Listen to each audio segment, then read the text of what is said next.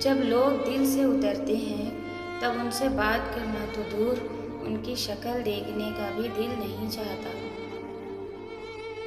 کسی کو معاف کر کے اچھا بن جاؤ، مگر دوبارہ اعتبار کر کے بیوقوف نہ بنو۔ اپنی اہمیت جاننے کے باوجود کسی کے ساتھ لٹکے رہنا حماقت اور بے عزتی کا باعث ہے۔ دل مضبوط کرو اور جہاں اہمیت نہ ہو وہاں بیٹھے نہ رہو۔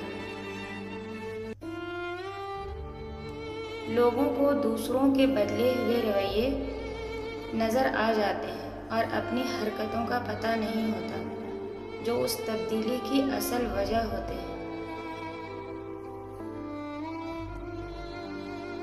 اپنی اندھیری قبر کو خود روشن کرنے کی تیاری کریں۔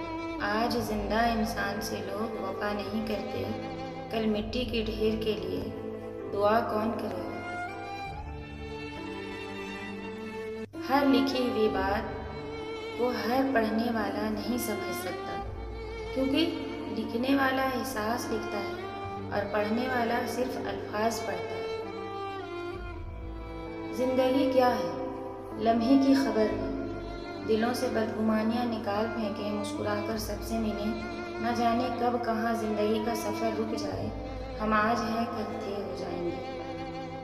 نسلی اور خاندانی انسان کو عزت دو تو وہ شرما کر عاجزی اور مخلصی سے پیش آئے گا، لیکن کم نسل، نیچ اور گھٹیا انسان کو عزت دو گے تو وہ تکبر سے اکڑ جائے گا اور مخالفت میں اتر آئے گا۔ غم کی زندگی میں سب سے بڑی اہمیت یہ ہے کہ غم دل کو بہت نرم کر دیتا ہے۔ اگر غم نہ ہوتے تو انسان پتھر ہی رہتا۔ دکھ، درد، تکلیف اگر اللہ کی ناراضگی ہوتی تو یہ نبیوں کو نہ ملتی۔ یہ نعمت ہے جو اللہ کا راستہ دکھاتی ہے۔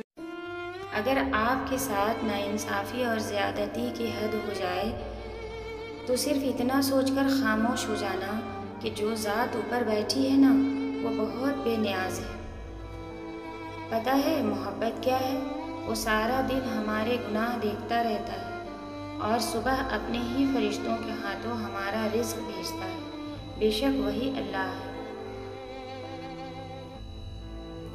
حضرت علی رضی اللہ تعالیٰ عنہ نے فرمایا، اگر میری زندگی میں دکھ نہ ہوتے تو میں اپنے رب کے ساتھ دعا کا رشتہ کیسے نبھاتا۔ لوگوں سے انتقام مت لیا کریں، خراب پھل درخت سے خود بخود گر جاتا ہے۔